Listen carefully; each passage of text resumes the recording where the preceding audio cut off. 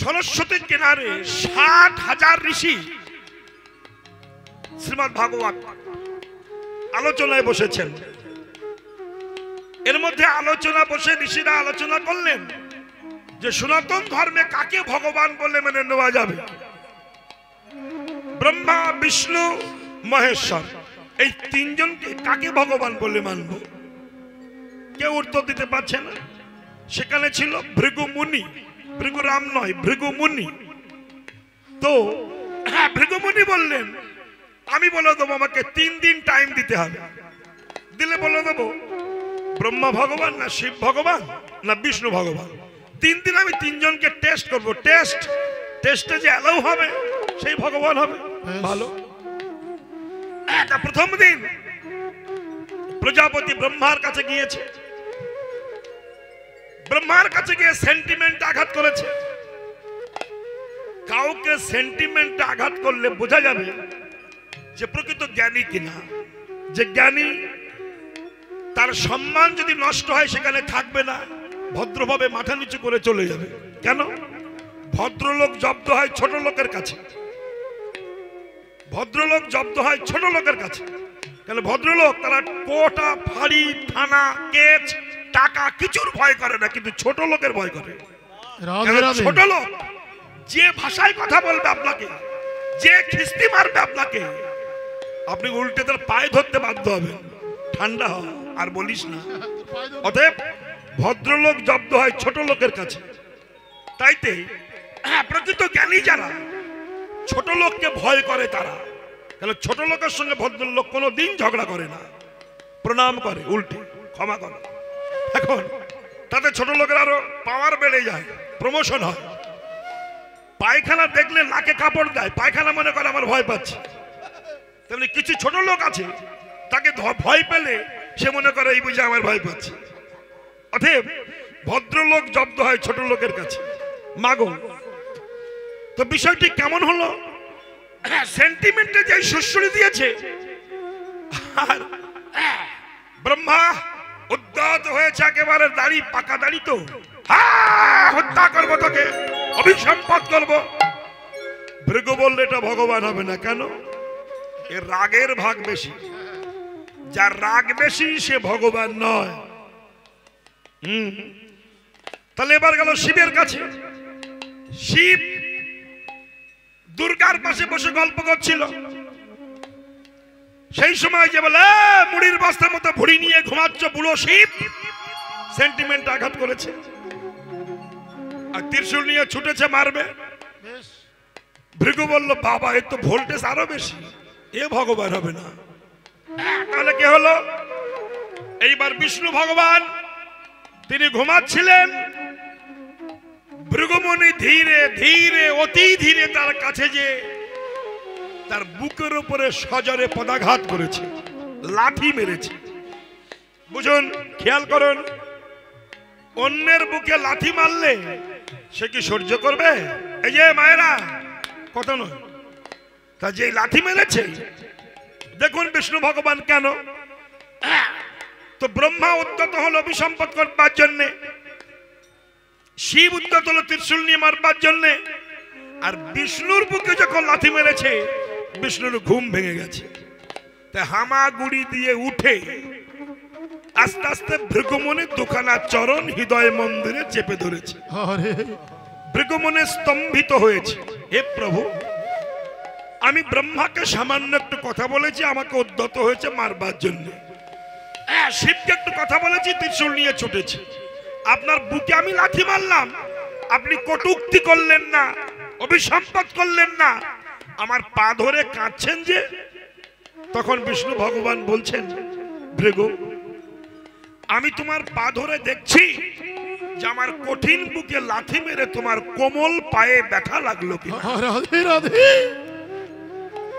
আমার কঠিন বুকে তুমি লাথি মারলে, মেরে তোমার কোমল পায়ে, নরম পায়ে ব্যথা লাগেনি তো? কি দীনতার প্রতিমূর্তি আমার কৃষ্ণ। বেশ, তখন ভৃগু ভাবলেন যে পৃথিবীতে একমাত্র ভগবান ইনি বিষ্ণু কৃষ্ণ। কেন? ইনি ব্যথা সইতে পারেন, ব্যথা দিতে পারেন না। জগতে যা কিছু হয়েছে নিজের কর্মফলে হয়েছে, ভগবান কিছু করেননি, করতে জানেন না। যা কিছু করছি আমরা নিজেদের কর্মফলে হচ্ছে। অতএব তাহলে ভগবান হচ্ছে কৃষ্ণ। আস্তে আস্তে আস্তে ওহো আস্তে। তাহলে এবার বলবো ভগবান কাকে বলা হয়। আপনার এখানে অনেকে শ্রদ্ধেয় নমস্য প্রণম্য ব্যক্তিগণ আছেন, আমার বয়োজ্যেষ্ঠ পিতৃতুল্য ব্যক্তিগণ আছেন, অনেক শিক্ষিত মানুষ আছেন। আমরা একটু শুনবো কথাগুলো মন দিয়ে দিয়ে। কেন? আজ রাস পূর্ণিমা তিথি। এই পূর্ণিমা তিথিতে হরিবাসর বড় সৌভাগ্য, সবার ভাগ্যে হয় না, জানেন। ডিস্কো ড্যান্স দিলে, ড্যান্স হাঙ্গামা দিলে অনেক জনগণ হয় ঠিক, কিন্তু মানুষের সংখ্যা কম হয়। আর হরিনাম কীর্তন দিলে মানুষ হয়, জনগণ হয় না। এটাই হলো ডিফারেন্স। তা মানুষ আর জনগণ তো এক নয়। তাহলে এই কথাগুলো শুনতে গেলে আমাদের একটু ধীর মস্তিষ্কে শুনতে হবে। আপনারা বলুন, যারা ব্যাকরণ পড়েছেন, যেমন একটি অকারান্ত শব্দ আর ইকারান্ত শব্দ, বেশ করে শুনবেন। আমি কিন্তু আপনাদের জন্য বলছি, এগুলো শোনার দরকার। একটি অকারান্ত শব্দ আর একটি ইকারান্ত শব্দ। অকারান্ত শব্দ যদি কোথাও দাঁড়ায় তবে হয় বান, আর ইকারান্ত শব্দ যদি কোথাও দাঁড়ায় তবে হয় মান। কেন? একটি হচ্ছে বতুত প্রত্যয় অক্ষর আর একটি হচ্ছে মতুত প্রত্যয় অক্ষর। বুঝেছেন? তাহলে গুণের বতুত প্রত্যয় করলে হয় গুণবান, ধনের বতুত প্রত্যয় করলে হয় ধনবান, ভোগের বতুত প্রত্যয় করলে হয় ভগবান, আর শক্তির মতুত প্রত্যয় করলে হয় শক্তিমান। কথা নয়, শক্তিমান। কেন? একটি হচ্ছে অকারান্ত শব্দ আর একটি ইকারান্ত শব্দ। তাহলে গুণ যার আছে তিনি গুণবান, ধন যার আছে তিনি ধনবান, শক্তি যার আছে তিনি শক্তিমান, তেমনি ভোগ যার আছে তিনি ভগবান। তাহলে ভোগ কাকে বলা হয়? ভাগবত বলছেন, ষড়ৈশ্বর্যস্য সমাপ্রস্য বীরযস্য যশস্য শ্রিয়া জ্ঞান বৈরাগ্য চেতি সঙ্গেন ভগ ইতিঙ্গনা। বলছেন ষড়ৈশ্বর্য পূর্ণবান তাকে বলা হয় ভগবান। কি কি? ঐশ্বর্য, বীর্য, যশ, শ্রী, জ্ঞান, বৈরাগ্য। এই ছটা যার মধ্যে আছে তিনি হলেন পূর্ণ ভগবান। তাহলে কৃষ্ণ যে স্বয়ং ভগবান আর সন্দেহ রইল না। কেন? ব্রহ্ম সংহিতায় লিখেছেন, ঈশ্বর পরম কৃষ্ণ সচ্চিদানন্দ বিগ্রহ অনাদির আদি গোবিন্দ, যিনি সর্বকারণের কারণ।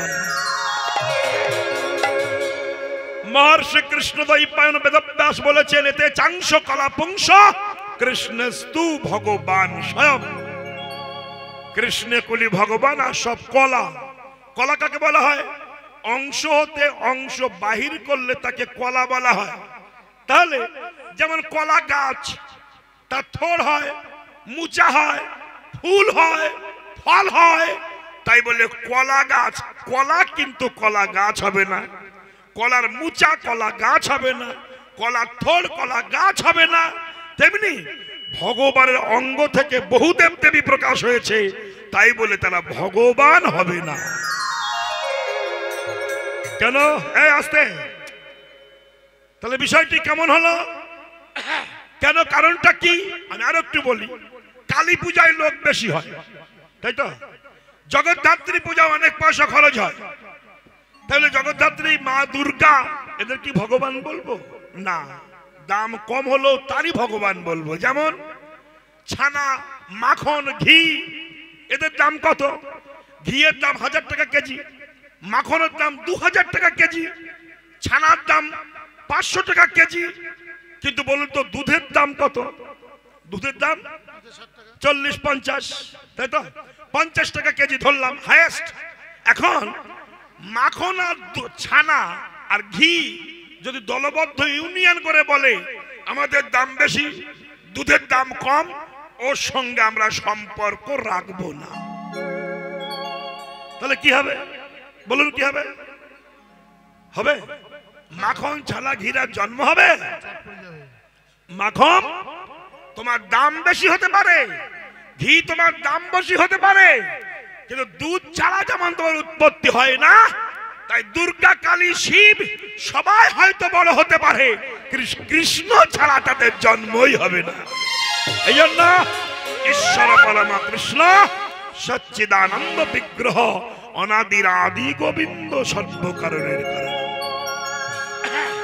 হরে কৃষ্ণ মায়েরা, তাই সেই ভগবান এই কলির, বিশেষ করে পশ্চিম বাংলার হিন্দুদের দুর্দশা দেখে মহাপ্রভু গোলক ছেড়ে আসতে বাধ্য হয়েছিলেন পশ্চিম বাংলার নদিয়া ডিস্ট্রিক্ট নবদ্বীপে। কিন্তু এসে দেখলেন আমি সবাইকে এক করতে চাইছি, রাধে, আমি হরি বলে জীবকে উদ্ধার করতে চাইছি, কিন্তু জগাই মাথায় আমার শত্রু হলো চপাল গোপাল, খাসির মাথা, মদের বোতল নিয়ে আমাকে অপমান করলো। তাহলে এই পশ্চিম বাংলায় যে সৎ হবে তার শত্রু বেশি হবে, আর যে চরিত্রহীন লম্পট হবে তার বন্ধু বেশি হবে। এই পশ্চিম বাংলায় আপনি সৎ ভাবে চলতে পারবেন না, সততা হলেই সর্বনাশ। জানেন, আপনি তাকিয়ে দেখুন, সৎ মানুষের কপালে ভাগ জোটে না, কিন্তু অসতের পয়সা মোটে ধরছেন, চুরি চামারি করছে। আরো তো যদি নেতা গোটা হওয়া যায় তো অভাবই নাই, পয়সা অনেক হবে আস্তে আস্তে আস্তে। তাহলে কেন হলো? এটা কলির ধর্ম। একজন গোসাই বৈষ্ণব, দুপুরবেলা বিশুদ্ধ বৈষ্ণব, দুপুরবেলা বিলার দিয়ে ভজন কুঠিরে যাচ্ছে ভিক্ষা করে। যেতে যেতে বৈশাখ মাসের দিন তো একটা জমিতে তরমুজের চাষ হয়েছে। তরমুজ চেনেন তো? তরমুজও চেনেন না? ওই যে কালো কালো মাল, মাঝখানে লাল, ওই বেশ 5-7 কেজি ওজন। বৈষ্ণবের মনে ইচ্ছা, খুব সজ্জন বৈষ্ণব, খুব সৎ, ইচ্ছা হয়েছে, ও ঠাকুর, যদি তরমুজটা নিয়ে তোমার একটু খাওয়াতে পারতাম আমার জীবন ধন্য হতো। কিন্তু মালিক তো নাই জমিতে, চুরি করতেও পারছে না, অতিরিক্ত সৎ। তাই কি করলেন? তৎকালীন দিনে একটা 5 টাকার কয়েন নিজের কাপড় ছিঁড়ে বেঁধে তরমুজের বুটাই দিয়ে তরমুজটা ছিঁড়ে নিয়ে যাচ্ছে ব্যাগে করে। সততা দেখিয়েছে, 5 টাকার কয়েন তরমুজের বুটাই বেঁধে দিয়েছে, দিয়ে যাচ্ছে। কেন? জানে মালিক এসে যখন দেখবে তরমুজ নাই, ন্যাকড়া ঝুলছে, খুলে পয়সা পাবে, তাহলে অসুবিধা নাই বলে নিয়ে যাচ্ছে। যেতে যেতে মাইল খানে গিয়ে একজন শুকর চড়াচ্ছে, শুয়োর, বুঝেছেন? শুকর চড়াচ্ছে। হঠাৎ করে সেই শুয়োর চড়ানো শুয়োরের মালিক গোসাইকে বলছে, এই যে গোসাই, তুমি বৈষ্ণব লোক, তোমার ব্যাগের মধ্যে আমার শুয়োরের বাচ্চা ঢোকালে কেন? তোর শুয়োরের বাচ্চা আমি ব্যাগে ঢোকাবো কেন? ওই যে তোমার ব্যাগের মধ্যে আছে। আমি তো তরমুজ ঢুকিয়েছি, তোর শুয়োর ঢুকাবো কেন? আমি শুয়োর ছুঁই। এই তো বেশ দ্বন্দ্ব, গ্রামের লোক সব এক জায়গায় হয়ে গেছে। হ্যাঁ, শুকরের মালিককে মারতে যাচ্ছে, এত বলে স্পর্ধা।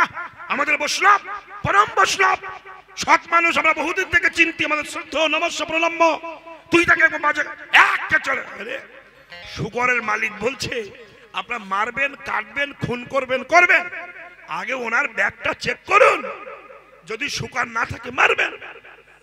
সবাই বললো, মহারাজ আপনার ব্যাগটা ঢেলে দিন তো। আর যেই না ব্যাগটা খুলে ঢেলে দিয়েছে, সেসব তরমুজ সর হয়ে গেছে, শোয়ার হয়ে দৌড়াচ্ছে দৌড়াচ্ছে। দেশের মানুষ স্তম্ভিত হয়েছে। মহারাজ, আপনি শুকর চুরি করলেন শেষে? না, এটা কিন্তু করেননি, কলির ধর্ম। এইবার কাটতে কাটতে ভীষণ অপমানিত হয়ে গৃহে যে ঠাকুরের খায় আছাড় খেয়ে খেয়ে বলছে, প্রভু তুমি তো জানো সারাটা জীবন তোমার ছাড়া কিছু জানি না, কত সৎ পথে চলেছি আমি, মিথ্যা বলিনি, চরিত্রহীন নই, আমি সবাইকে শ্রদ্ধা করি, ভালোবাসি, আর তুমি এত বড় অপমান না করলে পারতে না? দৈববাণী হয়ে হচ্ছে, রে বৈষ্ণব, এটা কলিকাল। তুই যদি টাকাটা বুটায় না বেঁধে চুরি করে আনতিস, তবে তোর তরমুজ থাকতো, বেশি সততা দেখিয়েছিস বলেই তোর তরমুজ হুয়ার হয়ে গেছে। হরি বল হরি বল। কলিকাল, তাহলে কলিকালে যে সৎ পথে চলবে, যে সৎ কথা বলবে, তার খরিদ্দার কম, তার শত্রু বেশি। ঘটনা রাধাপদ ঘোষ কথা বলে, সমাজকে তৈরি করার জন্য বলি, আমার কথা যাদের চরিত্রের সঙ্গে মিলে যায় সে কি আমার গান ভালো বলবে? যাওয়ার সময় বলবে বুড়ো মাল এ কেন আনে, ইয়া চলে স্বাভাবিক। জানি তাই আপনারা কি ভাবতে পারেন? অসম্ভব। ভগবানকে যে ভালোবাসে সে বুড়ো হয় না। আমাকে যে বুড়ো বলে আমি এখনো ধরে তাকে আছাড় মারতে পারি, এই ক্ষমতা আমার আছে। কেন? ভগবানের কৃপা। তিনি কৃপা করলে আর কিছু হয়? তাহলে বিষয়টি বুড়োমি নয়। আমি বলবো কেন? সততার জন্য, জগৎটাকে পবিত্র করবার জন্য। তাহলে এই বৈষ্ণবটা ওই তরমুজটা শুয়ার হয়ে গেছে বলে আর কি হরিকে ভজন করবে না? না, ভগবান ভক্তকে পরীক্ষা করে দেখেন এনার ধৈর্য শক্তি কতটুকু। বলুন, আজ পঞ্চ পাণ্ডবের পক্ষে কৃষ্ণ ছিল, কত ঘাত প্রতিঘাত তাদের সহ্য করতে হয়েছিল। তারা কৃষ্ণকে ত্যাগ করেনি বলেই তারা যুদ্ধে জয় হয়ে সিংহাসন ফিরে পেয়েছে। কৃষ্ণকে ত্যাগ করেনি। আস্তে আস্তে আস্তে আস্তে গান্ধারী বলেছিল, যা বাবা, যথা ধর্ম তথা জয়, অধর্মের হবে ক্ষয়। সেই কলিকালের মানুষ, এই মানুষের দুর্দশা দেখে ভগবান গোলক বৈকুণ্ঠ ত্যাগ করে গৌর হয়ে নবদ্বীপে এসেছেন। এসে সুরধুনির তীর দিয়ে নাচতে নাচতে যাচ্ছেন, গাইতে গাইতে যাচ্ছেন। ওই দশা দেখে পদকর্তা পদ লিখেছেন, রসে ঢরো ঢরো গৌরাঙ্গ সুন্দর, রসে ঢরো ঢরো গৌরাঙ্গ সুন্দর, রসে ঢরো ঢরো রসে ঢরো ঢরো রসে ঢরো ঢরো গৌরাঙ্গ সুন্দর, বঙ্কিম নয়নে চায়, বঙ্কিম নয়নে চায়। রসে ঢরো ঢরো গৌরাঙ্গ সুন্দর, বঙ্কিম নয়নে তাই, বঙ্কিম নয়নে যিনি করিবন গমন মন্থর,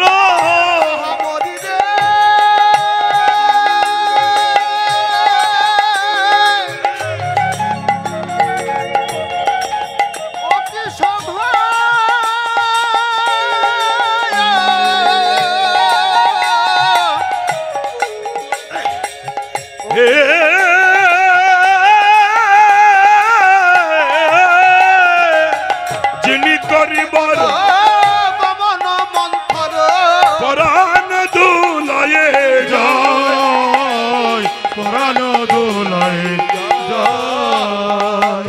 চাচর চিকুর চোলার টালনি, চাচর চিকুর চূড়ার টালনি, তাহাতে চাপার তাহাতে চাপার কলি, চাচর চিকুর চূড়ার টালনি, তাহাতে চাপার কলি, তাহাতে চাপার কলি। চুলার সৌরভে জগৎ মাতিল, সৌরভে জগৎ মাতিল, চুলার সৌরভে ও গো চুলার সৌরভে জগৎ মাতিল, চূড়ার সৌরভে জগৎ মাতিল, ঝাঁকে ঝাঁকে উড়ে অলি, ঝাঁকে ঝাঁকে ওরে অলি, ওই দেখো অলিগণ সব ঘেরি ঘেরি, অলিগণ সব ঘেরি ঘেরি, প্রয়াগ মাথা পাখা মেলি, দিলে দিলে সবে ঘেরে ঘেরে,